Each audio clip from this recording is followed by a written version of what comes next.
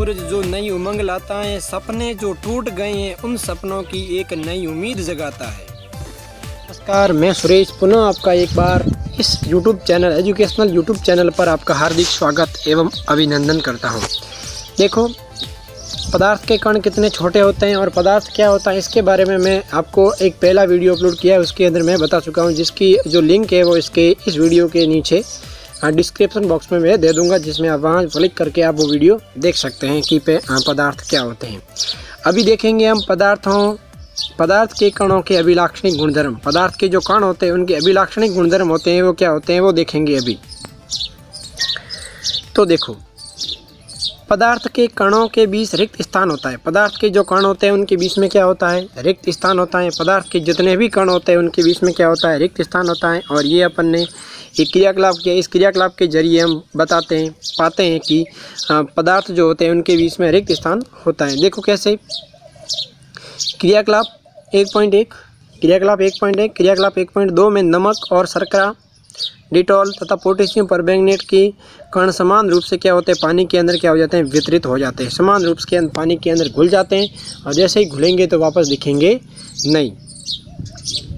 इसी प्रकार जब हम चाय, कॉफ़ी, नींबू पानी बनाते हैं तो एक पदार्थ के कण दूसरे पदार्थ के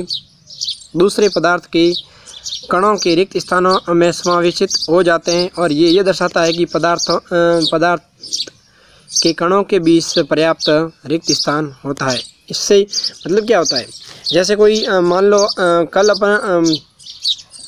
आप नींबू पानी बना रहे हो, नींबू भी अलग है और पानी भी अलग है, और नींबू भी अलग है और पानी भी अलग है। जब नींबू को पानी के अंदर डालोगे तो कुछ समय बाद देखोगे तो नींबू आपको पानी के अंदर दिखाई नहीं देगा। नींबू पानी के अंदर दिखाई नहीं दे, क्यों? क्योंकि जो नींबू होगा वो पानी के अंदर समावेशित हो जाएगा। इसका मतलब कह सकते हैं कि वो पानी के कणों के अंदर नींबू क्या हो जाएगा, घुल जाएगा।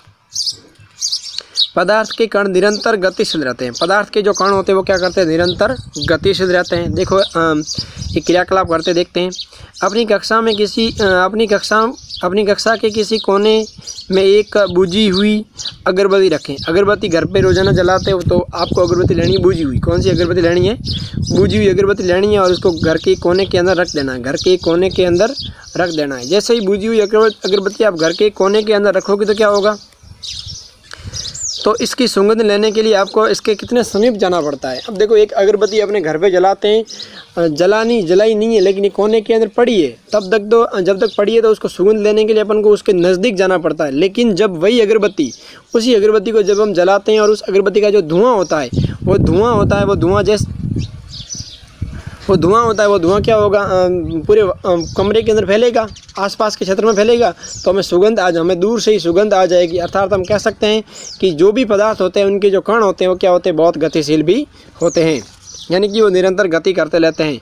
और क्या अपने परीक्षण को नोट कीजिए। हमने परीक्षण को नोट कर लिया, ध्यान से समझा होगा। तो क्रियाकलाप क्या है, जल से भरे दो क्या लेने हैं, गिलास लेने और दो बीकर लो या गिलास लो, एक ही बात है। अगर गिलास लेते हो तो और अच्छी बात है, क्योंकि गिलास घरों में मिल जाते हैं, बीकर को मिलने की इतनी संभावना नहीं होती, लेकिन गिलास घर के अंदर मिल जाते हैं।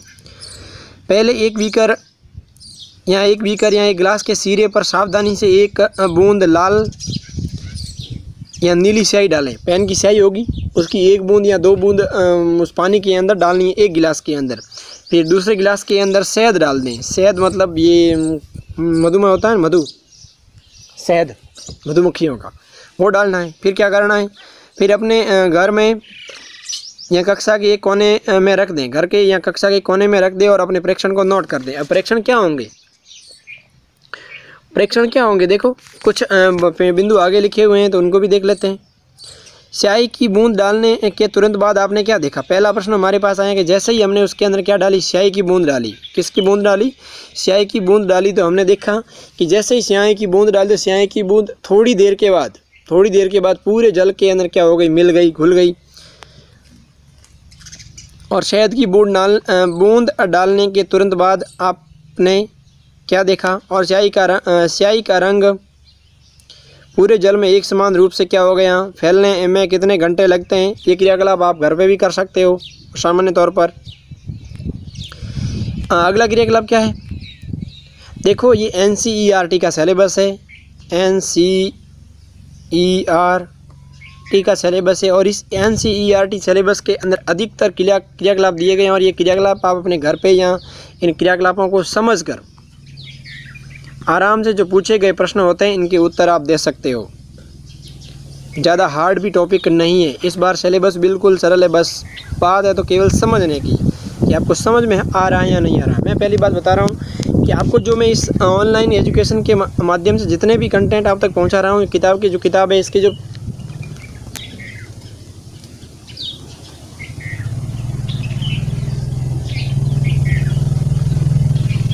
क्या ये आपको समझ में आ रहा है। अगर समझ में आ रहा है तो कमेंट बॉक्स के अंदर हाँ या ना में जवाब दीजिए, और अगर आ रहा है तो और कोई सवाल है तो उस सवाल का जवाब भी आपको मिल जाएगा और वो सवाल है आपको कमेंट बॉक्स के अंदर लिख देना है। लेकिन ध्यान ये रखना है कि इसको ज़्यादा से ज़्यादा लोगों तक पहुंचाना है कि ऑनलाइन एजुकेशन नए सिलेबस के अनुसार शुरू हो चुका है यूट्यूब चैनल पर, और आप भी क्लास ले सकते हैं, रेगुलर लॉकडाउन का फ़ायदा ले सकते हैं। कहीं पर भी बैठे हो, चाहे घर पर बैठे हो, चाहे कहीं भी हो, तो भी आप इसका फ़ायदा ले सकते हो। क्रियाकलाप करते हैं अगला। एक गिलास गर्म पानी से और दूसरा ठंडे पानी से। एक गिलास क्या लेना है, गर्म पानी से, और दूसरे के अंदर क्या लेना है, ठंडे पानी से भरे गिलास को कॉपर सल्फेट डालना है। कॉपर सल्फेट डालना है या पोटेशियम परमैंगनेट डालना है का एक क्रिस्टल डालें और एक और रख दें और हिलाएं नहीं, एक और रख देना। दो गिलास है, दो गिलास के अंदर एक गिलास गर्म पानी है और एक गिलास ठंडा पानी, दोनों गिलासों के अंदर सेम क्रिस्टल डालना है। या तो कॉपर सल्फेट के क्रिस्टल डालो, या पोटेशियम परमैंगनेट के क्रिस्टल डालो, या फिर आप कोई नमक वगैरह डाल दो, चलेगा। तो करोगे तो क्या होगा, क्रिस्टल को सतह पर बैठने दें। क्या होगा, अगर नमक के भी क्रिस्टल डालोगे तो क्या होंगे, सतह पर बैठ जाएंगे। एक गिलास गर्म है और एक गिलास ठंडा है, सतह पर बैठ जाते हैं और क्रिस्टल में ठोस क्रिस्टल के ठीक ऊपर क्या दिखाई देता है। अब जो क्रिस्टल होगा उसके जस्ट ऊपर क्या दिखाई देगा आपको, समय बीतने पर क्या होता है, इससे द्रव और ठोस के कणों के बारे में क्या पता चलता है, और क्या आपके साथ मिश्रित आपके तापमान के साथ मिश्रित होने की दर में बदलती है, क्यों और कैसे। अब देखो इस क्रियाकलाप का सीधा एक उत्तर यही है कि इसमें ये पहला गिलास है, ये इसके पेंदे के नीचे तो बैठ जाएगा। यहाँ पर इसमें पानी है वो कैसा है, गर्म है, इसमें पानी क्या है, गर्म है। और दूसरा जो ये जो गिलास है, समझ लो, दूसरा जो ये गिलास है, इस गिलास के अंदर पानी है वो कैसा है, ठंडा। पानी कैसा है, ठंडा। इसके अंदर भी आपने पोटेशियम परमैंगनेट डाला है और इसके अंदर भी पोटेशियम परमैंगनेट डाला है। अब बात क्या होगी, ये तो गर्म है, क्या है, गर्म है, तो गर्म होने की वजह से इनके अंदर जो मिश्रित होने की जो दर है वो क्या होगी, ज़्यादा होगी। मिश्रित होने की जो दर है वो ज़्यादा होगी, और जो ठंडा है इसके अंदर मिश्रित होने की जो दर है वो कम होगी। एक बात ध्यान रखना, अगर आप चाय बनाते हो, सुबह की चाय बनाते हैं ना, तो सुबह की चाय बनाते हो उसके अंदर देखते हैं कि जैसे सुबह की चाय बनाएंगे तो उसके अंदर आप नमक डालेंगे, नमक चाय में नहीं डालते कभी, ध्यान रखना, सॉरी गलती हो गई। लेकिन चाय के अंदर जैसे ही चक्कर डालते हैं, तो जैसे ही चक्कर चाय के अंदर डालेंगे तो क्या होगा, वो घुल जाएगी। अगर ठंडी है तो कम घुलेगी, और अगर जैसे ही गर्म हुए तो वो तुरंत घुल जाएगी। इसका मतलब ये हुआ कि जो गर्म है उसके अंदर क्या हो जाएगा, जल्दी घुल जाएगी। उपरोक्त तीनों क्रियाकलापों से 1.3 और 1.4 और 1.5 से हम निम्नलिखित निष्कर्ष निकाल सकते हैं। तीनों क्रियाकलापों से निष्कर्ष क्या निकालते हैं अपन, देखो ये ध्यान रखना, पदार्थ के कण निरंतर गतिशील होते हैं, ये बात भी अपन ने ध्यान रखी है। ये बात ध्यान रखना, ये पदार्थ का गुणधर्म है कि पदार्थ के कण होते हैं वो निरंतर गतिशील होते हैं, अर्थात कह सकते हैं कि इनमें गतिज ऊर्जा होती है। अर्थात पदार्थ के कण गतिशील होते हैं, इसके मतलब उसके अंदर कौन सी ऊर्जा होगी, गतिज ऊर्जा। तापमान बढ़ने से कणों की गति में तेज हो जाती है। जैसे ही तापमान बढ़ेगा तो कणों की गति होगी वो क्या हो जाएगी, तेज हो जाएगी। इसीलिए हम कह सकते हैं कि तापमान बढ़ाने से कणों की गतिज ऊर्जा में क्या हो जाती है, बढ़ जाती है। अब प्रश्न आ सकता है कि पदार्थ की गति बढ़ जाती है क्यों, पदार्थ के कणों की गति बढ़ जाती है तो क्यों, पदार्थ के कणों की गति बढ़ जाती है क्यों, क्योंकि पदार्थ के कण निरंतर गतिशील होते हैं और जैसे ही उनके अंदर गतिज ऊर्जा आती है तो पदार्थ के कण क्या हो जाते हैं, उनकी जो गतिज ऊर्जा होती है वो क्या हो जाती है, बढ़ जाती है। उपरोक्त तीनों क्रियाकलापों में हमने देखा है कि पदार्थ के कण अपने आप में एक दूसरे के साथ अंतःमिश्रित हो जाते हैं और ऐसा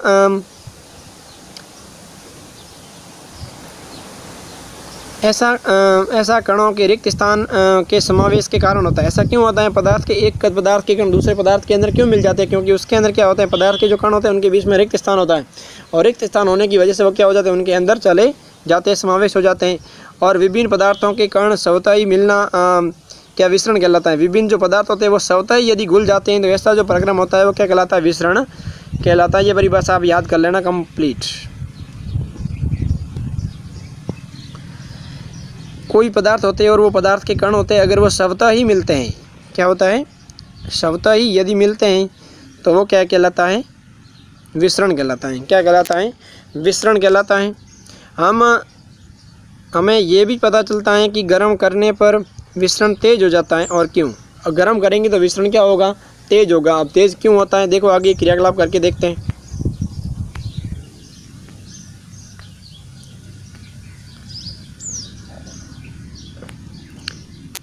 पदार्थ के कण एक दूसरे को आकर्षित करते हैं और पदार्थ के जो कण होते हैं वो क्या करते हैं, एक दूसरे को आकर्षित करते हैं। इसके बारे में हम चर्चा करेंगे नेक्स्ट वीडियो के अंदर। तब तक इजाज़त दीजिए। नमस्कार, धन्यवाद।